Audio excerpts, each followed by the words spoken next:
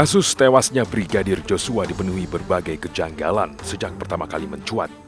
Awalnya pada 11 Juli 2022, Polri mengumumkan terjadi peristiwa baku tembak yang menewaskan Brigadir J. Namun ternyata peristiwa penembakan sudah terjadi 3 hari sebelumnya, tepatnya pada Jumat 8 Juli 2022. Polri yang saat itu diwakili Brigjen Ahmad Ramadan sebagai Kepala Biro Penerangan Masyarakat atau Karopenmas Divisi Humas Polri menyebut Brigadir Joshua tewas karena terlibat baku tembak dengan Barada Eliezer. Brigjen Ahmad mengatakan Baradae terpaksa melepaskan tembakan karena Brigadir J menembaknya terlebih dahulu. Brigadir J berada atau memasuki rumah salah satu pejabat Polri di perumahan dinas Duren 3. Kemudian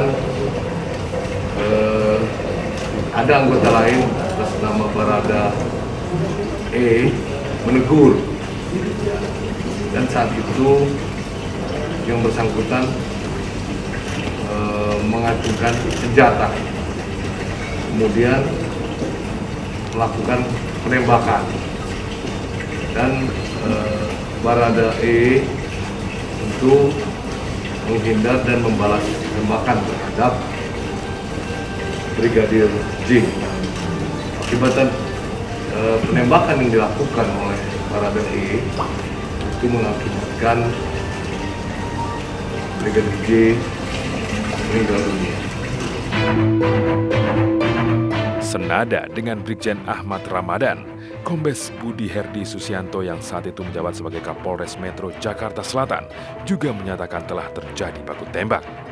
Kombes Budi menyebutkan insiden itu terjadi karena Brigadir J diduga melecehkan Putri Chandrawati, istri Irjen Verdi Sambo, di rumah dinas Sambo di Duren 3, Jakarta Selatan. Setelah berada di kamar sambil menunggu karena lelah mungkin pulang dari luar kota, ibu sempat tertidur. Nah, pada saat itu tidak diketahui oleh orang lain, tiba-tiba Brigadir J masuk dan kemudian melakukan pelecehan terhadap ibu.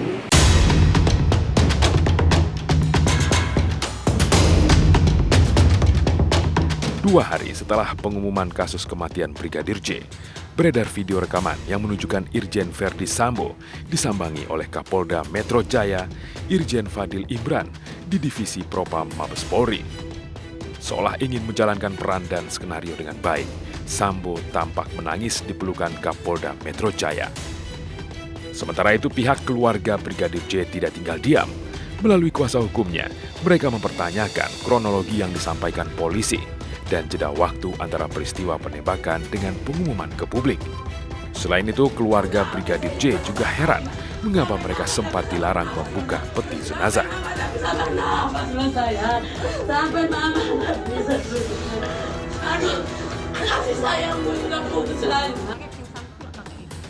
Usai berhasil melihat jenazah Brigadir J, pihak keluarga mengklaim menemukan sejumlah luka yang diduga tanda kekerasan di tubuh Brigadir J. Banyaknya kejanggalan itulah yang membuat pihak keluarga yakin bahwa Brigadir Joshua dibunuh. Kuasa hukum keluarga Brigadir J kemudian membuat laporan polisi tentang dugaan tindak pidana pembunuhan berencana pada 18 Juli 2022. Laporan kita adalah soal kan juga handphone yang diretas untuk tetapi untuk pencurian handphone kita sudah menjelaskan 4 nomor yang dimiliki oleh almarhum Joshua Huta Barat. Ya. Nah, selebihnya kita dengarkan dari koordinator apa saja bukti apa saja yang ditunjukkan tadi di dalam proses pelaporan hari ini. Langkah hukum keluarga Brigadir J membuahkan hasil. Baradae dijadikan tersangka pertama atas pembunuhan berencana Brigadir J.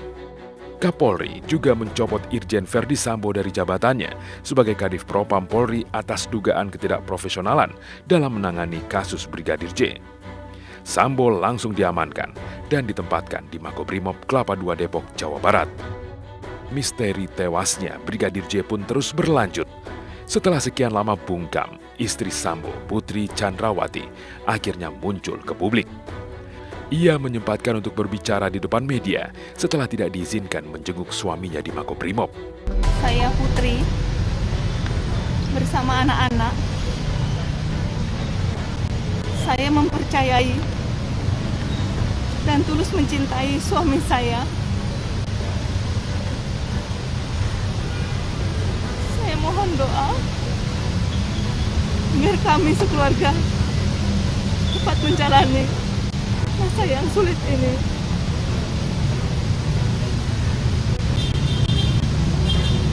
Dan saya ikhlas memaafkan segala perbuatan yang kami dan keluarga alami. Selang 2 hari setelah kemunculan Putri Chandrawati, Kapolri Jenderal Listio Sigit mengumumkan Irjen Verdi Sambo sebagai tersangka kasus pembunuhan Brigadir J. Saudara FS sebagai tersangka.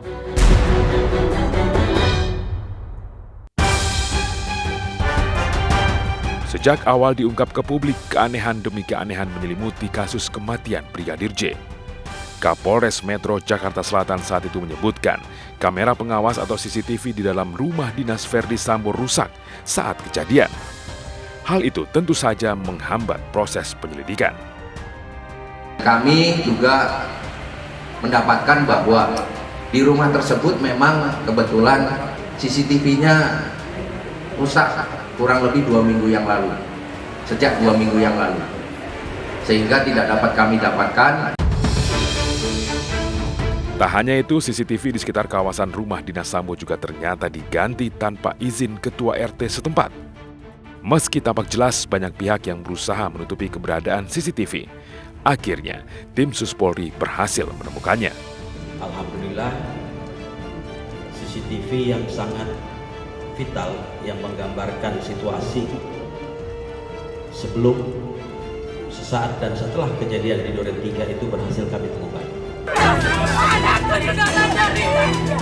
Sejak awal kasus kematian Brigadir J diumumkan, pihak keluarga juga mempertanyakan hasil otopsi dari pihak Polri.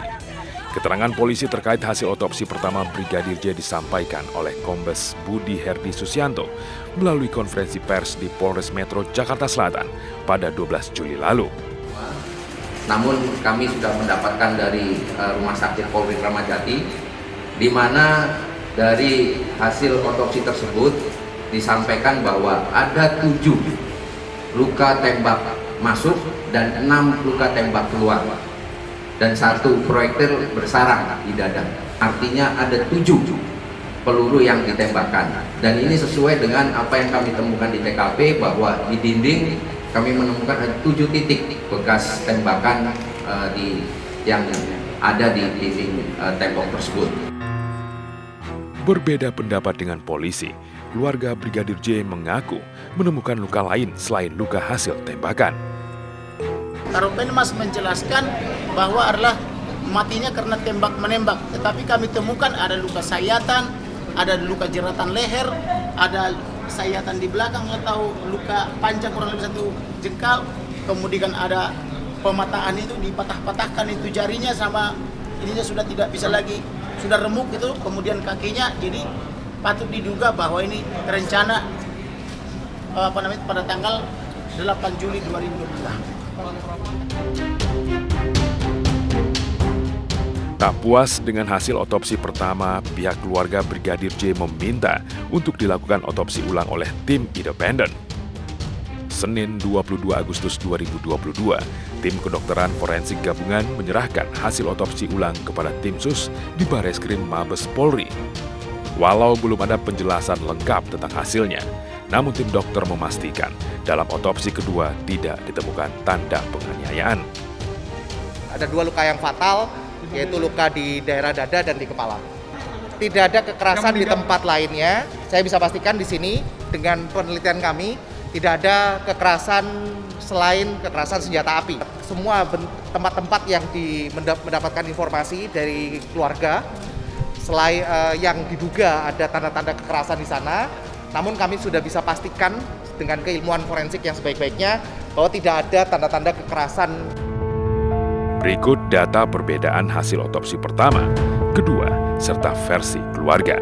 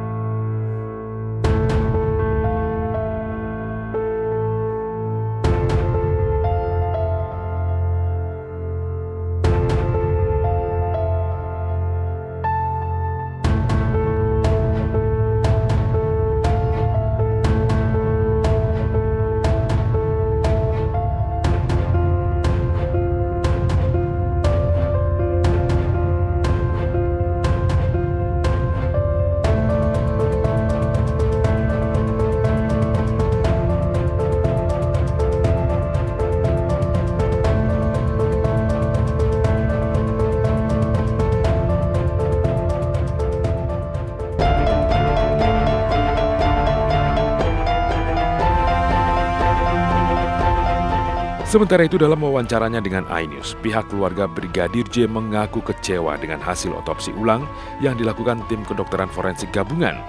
Melalui kuasa hukumnya, pihak keluarga menyatakan menolak hasil otopsi ulang. Kalau dia dokter yang benar ya, yang sekolahnya lulus dengan benar dan masuk ke dalam ruangan tidak sampai pagarnya saja, tentu dia akan mengetahui luka-luka mana saja yang tidak disebabkan oleh peluru. Tapi kalau dia berani mengatakan tidak ditemukan penganiayaan, orang tersangka sendiri mengaku melakukan penganiayaan kok. Polemik terkait perbedaan hasil otopsi pertama dan kedua dengan versi keluarga menandai babak baru teka-teki pengungkapan misteri kematian Brigadir J. Bahkan, Menko Polhukam Mahfud MD menyebutkan ada kelompok mafia di balik kasus pembunuhan Brigadir J. Siapa sajakah mereka? iNews Files akan kembali sesaat lagi.